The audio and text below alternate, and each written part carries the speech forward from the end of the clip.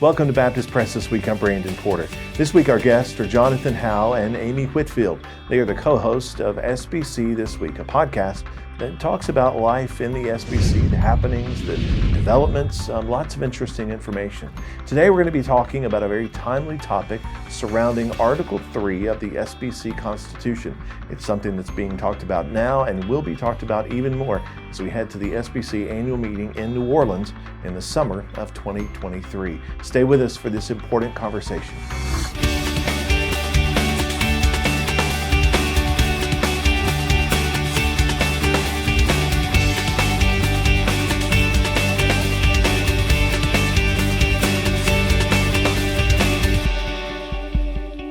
Welcome to Baptist Press This Week. Thanks for joining us for the program. We have Jonathan Howe with us and Amy Whitfield. They are the co-hosts of SBC This Week. Thank you guys for joining us. You all have become somewhat of a legend, I guess, in SBC life for having a podcast that has lasted almost 10 years, hundreds of episodes where you chronicle the weekly ups and downs of the SBC.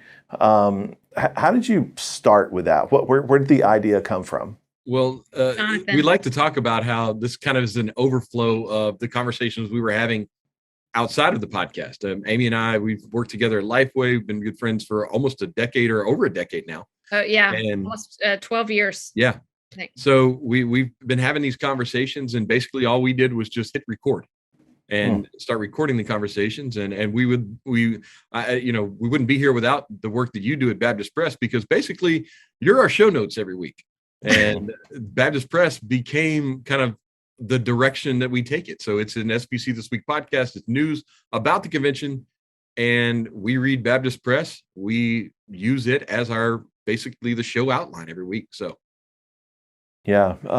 Amy, talk a little bit about your background, because you bring lots of history. It's almost like you're the play-by-play and Jonathan is the color, I guess, when it comes to SBC history in life.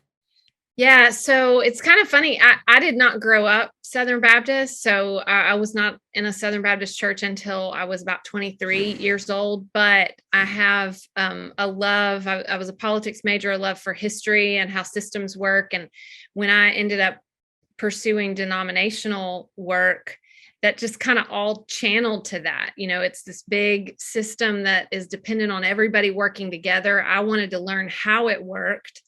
And then I wanted to engage in the process, and the best way to engage is to know how it comes together.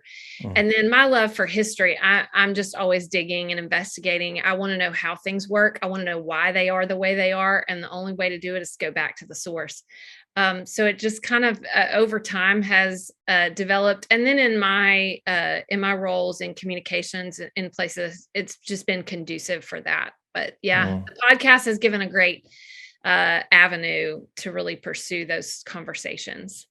Yeah, it's been a help to folks as they've tried to track through this last decade of lots of things have happened in the SBC over the last 9 years or so. And we find ourselves in a very similar situation when it comes to a significant moment in the life of the Southern Baptist Convention. And so as we're recording this, it is the most recent episode of SBC This Week. As we look back on it, it's going to be the last Friday of February in 2023. And that was following the executive committee's meeting in Nashville earlier that week. And you guys spent about half of that program just talking about Article 3, which really it is the framework for the Baptist faith and message and how we're held together, not only through who can be a messenger, but the credentialing process. I mean, it's really important for the ways that we hold together as Southern Baptists. And so talk to us a little about that, about how maybe just an overview of how we have come to this point in SBC history when it comes to Article 3.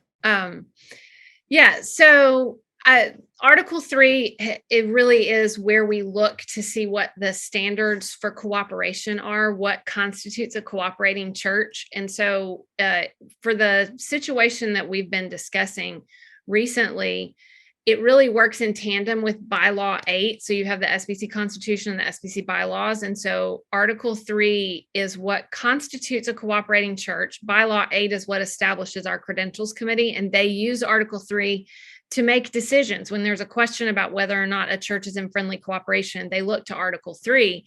But it really is a part of our Constitution that has developed over time, all the way from 1845 up until now. 2021 is the last time it was amended, and has we've had an evolving process about how it has been used. I mean, credentialing has been an issue always, because there's the question of the credentials of a individual messenger, which might not be about church cooperation status. It might be about whether that messenger is eligible themselves, if they're a member of the church, or, things like that. And there have been questions through the years about that.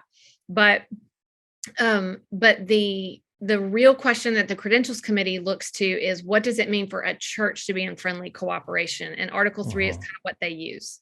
Yeah. And so can go ahead. Yeah, jump in there.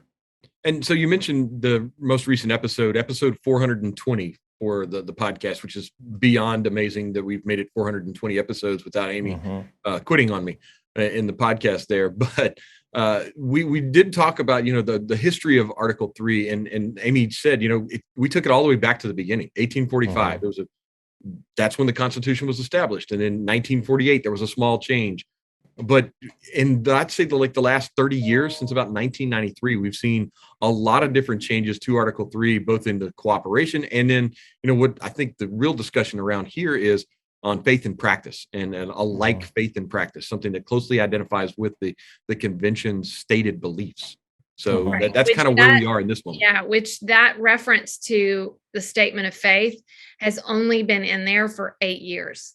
I mean, it went into effect after our podcast started. Like it's very recent that the appealing to the statement of faith as a guide, it's very recent that that's been put in there, even though Article 3 has been around for a long time with lots of things to appeal to.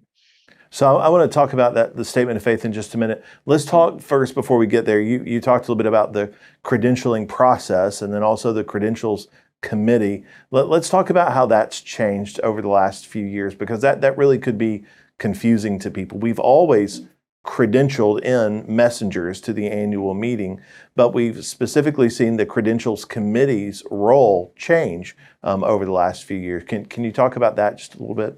Yeah, so let me go way back for just a few minutes. And then, so the credentials process, or a process for credentialing, has always been around, and that's not special to the SBC. Any deliberative body has to do that. There's got to be something that establishes who has the right to speak, who has the right to vote, who has the right to be part of the deliberation. And so there always has been some process. You can go back to 1885 when some women were part of the group from Arkansas, and their status was challenged just based on the fact that they were women. And there was a whole debate over that on the floor. They had to appoint a committee on the spot to answer that question, because they didn't have a process. And then in other years, a lot of times, if there's a question about this person is not actually a member at this church where they have, said they're a messenger of, those are the types of questions that the credentials committee at one time, the way it was constituted, once it became a standing committee, they would actually look at those things, verify, and try to answer those questions. But in the last 10 years, lots of conversations have come up about what role the Credentials Committee had in declaring a church out of cooperation status. So there was a situation in, I think, 2014. There was a church, New Heart Community Church in California, that a motion was made on the floor, and I think they were even ready to give the Credentials Committee what they needed, the one that was at that meeting, but the motion, the way it was worded, was out of order. So the Executive Committee actually took that up, and it was the first time the Executive Committee did that. And so at that point, it was kind of working through the Executive Committee work groups and subcommittee systems of the bylaws work group and the Administrative Committee. In 2019, when questions about cooperation status came up related to churches that had been reported in the media about how they had handled situations related to abuse, and those questions began to be raised, that's when we started talking about how do we handle these things, and saying, okay, we think there has to be a system that it doesn't just get sent to this bylaws work group, but that there is a group of people tasked to handle this. So in 2019 is when that came to the floor, to establish a credentials committee that was different. The one that had previously been called the credentials committee is what we now know as the registration committee. So the registration committee is still the one that verifies if an individual is verified as a member of their church. They're the ones that when you get to the meeting, you go and get all of your ballot and things. You're working with the registration committee. And the new credentials committee was established to work under what we now have laid out in bylaw 8. So it's a very new system, only not even 4 years old yet. Yeah. I think that's interesting to think about that. I was thinking about one of the younger pastors who came to the EC meeting just a few weeks ago, and something he wrote on Facebook about how from the outside, it looks like processes should be faster and simpler. And then you actually get into these meetings and get involved, and you begin to see that there are complexities to it. And so as you're talking about, 2014, 2019, there are things moving. There are moving parts to this, and it takes some time for that process to happen. Is that because we have 47,000 churches? Why is it that the pieces move? Sometimes it seems slowly. Yeah, I think that's part of the issue, is just the size of the convention. It takes time for us to establish processes and to work through all the implications of those processes, because in our system, every state convention is autonomous, every church is autonomous, every local association is autonomous, every entity is autonomous. So you run into situations from time to time that you've never run into before, because you have so many pieces of the puzzle, so many moving pieces. And, part of that is what we're dealing with right now, is that we're dealing with something that we've a lot of times never dealt with before in this way. We've dealt with it in different ways in the past because we had different systems and different processes set up. But now, as processes evolve, as governing documents evolve, as the governing documents are changed, you run into new issues and new problems, I guess you could say. But at the same time, I think it's a good thing that it takes time for these things to happen. I mean, it would not do any of us a good service, it would do no good service to us if we were hastily making these kind of decisions. These are major decisions that impact hundreds, maybe even thousands of people's lives and, churches around the convention. So it's good that it's a deliberate, a slow process, instead of something that's just hastily done and we'll fix it next time, maybe, or something like that. We want to get it right. We want to get it right the first time. And because a lot of times we're setting precedents for future events in the convention. Right. You can't drastically change something that's this big, because in order to make the change, a lot of things have to happen in a sequential order often. And so people will see something that they think, well, it's easy to fix this, and they want to turn that steering wheel like a speedboat, but in reality, it's just a big ship. And so in order to do that, you have to take the time and the steps. So the steps to kind of go down that path now, going to the faith and practice. So in the early 90s, Colonel Pinckney, you talk about in the podcast. Actually, I need to correct you, because I meant to correct Amy. Yeah. General. Okay. General. All right. I committed a big faux pas. I'm going to issue a correction on the new episode this week.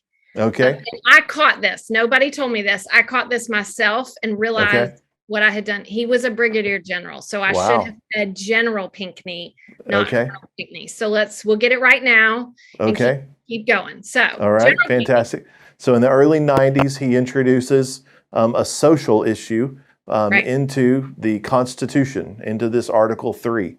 We forward from 1992 until 2019, when that issue is moved from being let's just say a bullet point to a parenthesis bracket. But then there are some other points added, and they are sexual abuse and racism, in essence. Talk a little bit about that process there for those things to be added. I guess a question I would have is why not add those? Why not work that through the Baptist Faith and Message rather than adding it to the Constitution?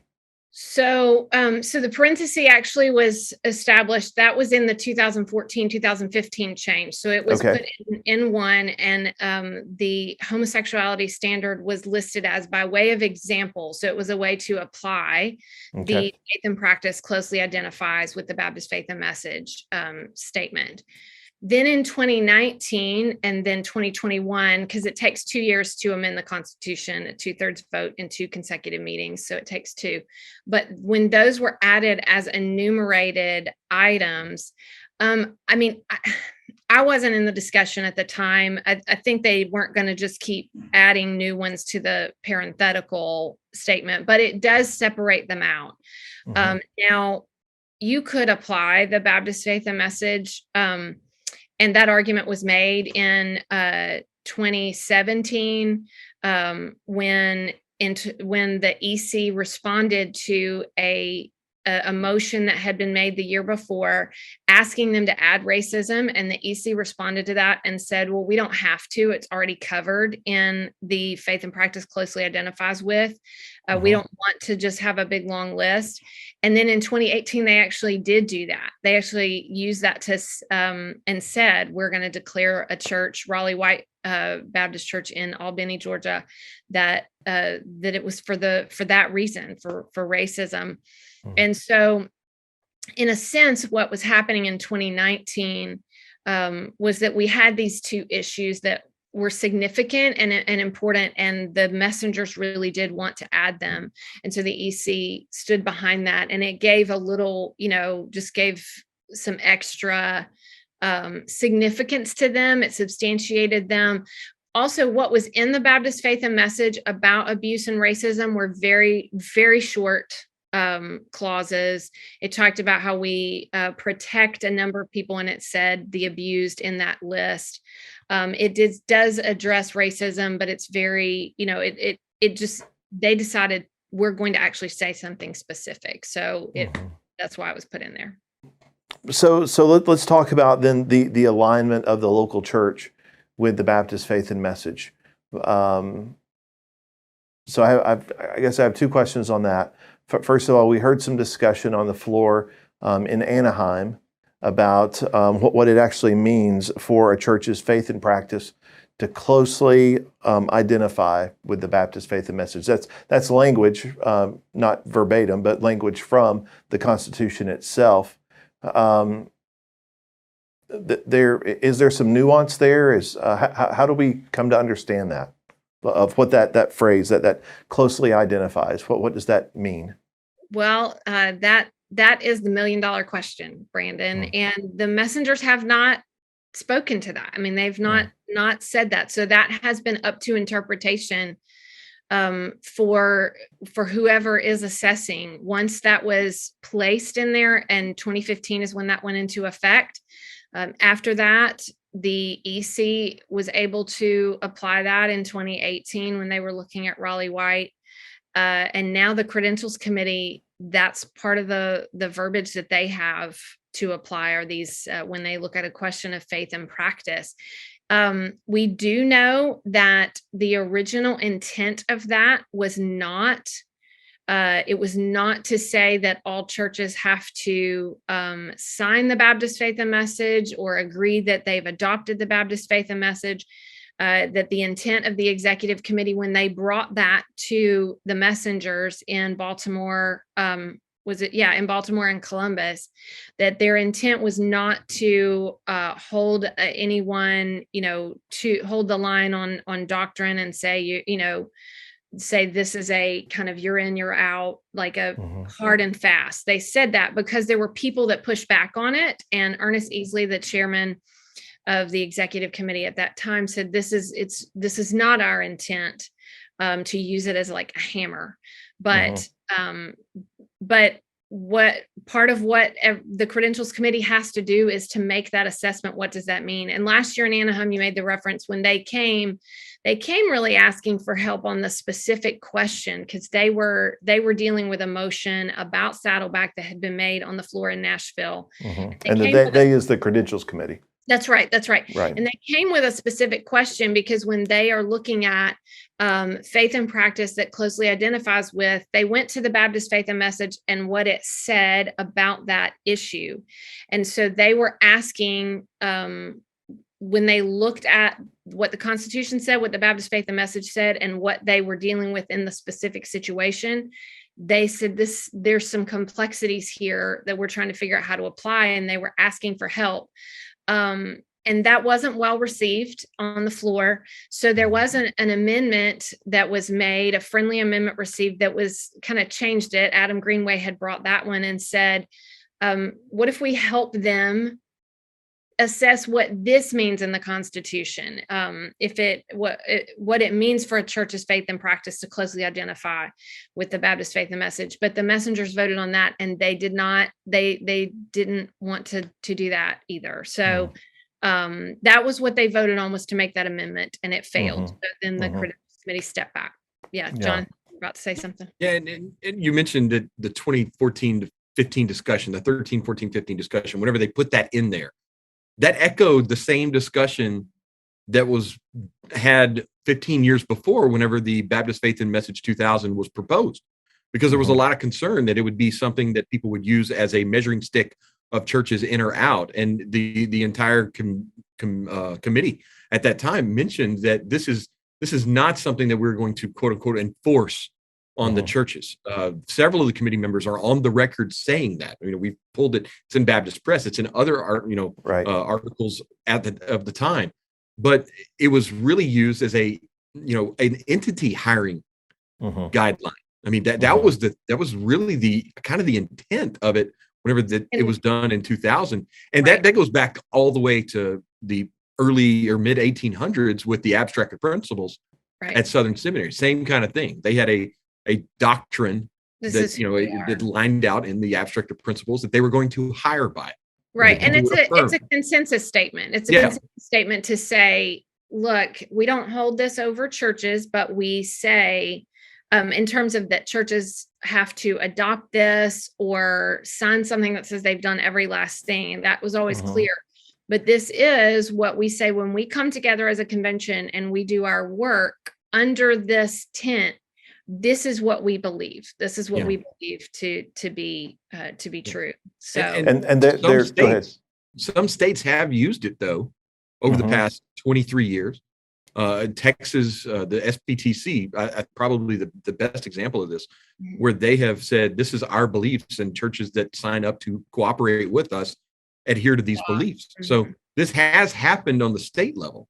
I'm not quite sure if it's happened on the associational level or not, but now we're seeing this elevated to this national level, and this adherence from churches. So So talk a little bit about that, and that's where I wanted to go next, and that's where we'll wrap up. There is some difference between in a number of states in the way that using that word adherence and in the national convention. That's true, right? Yeah, and some states have it in their governing documents that their churches have to at least agree to the Baptist. I don't know that it means, they have to have adopted it and put it on their website or things like that, but that they all say they agree with the Baptist Faith and Message. And that is their right, because every level is its own autonomous body. We are all autonomous bodies, churches, local associations, state conventions, and then the Southern Baptist Convention, that have come into cooperation with one another. The cooperative program is kind of the way, the most common way that the states and the Southern Baptist Convention are working together, but that's an agreement to work together. That's not a hierarchical setup. So because of that, the state conventions can have their constitution and bylaws however they choose to, and then the Southern Baptist Convention has the same. So we are having a discussion about how are we going to do this? And what you bring up is interesting, because it may be that people in certain states that have already done this is not that strange to them. They're like, well, we all do this anyway in my state. Whereas other states that haven't, it's a little bit different.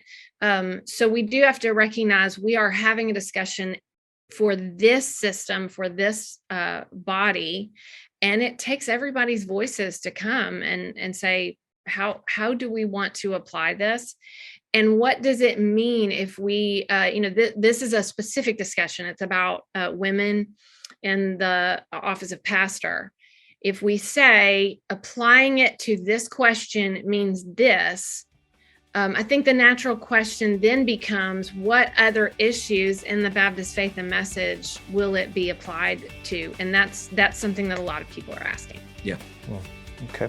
Well, that's a question we'll save for another episode. How about that? Or something you guys can flesh out on the podcast and draw people there to listen to that. So, all right. Well, thanks so much for joining us. Lots to talk about, lots to look forward to as we head to New Orleans. Absolutely. Thanks for having us. Yeah. Mm-hmm. Thanks. Thanks for joining us for Baptist Press this week. We will keep you up to date on issues surrounding Article 3, around Bylaw 8, and what those things mean anyway. We hope that you'll read along and follow with us at baptistpress.com. Why don't you sign up for one of our morning or afternoon emails? That's the best way to get the daily news into your inbox every day from Baptist Press. You can do that right now at baptistpress.com.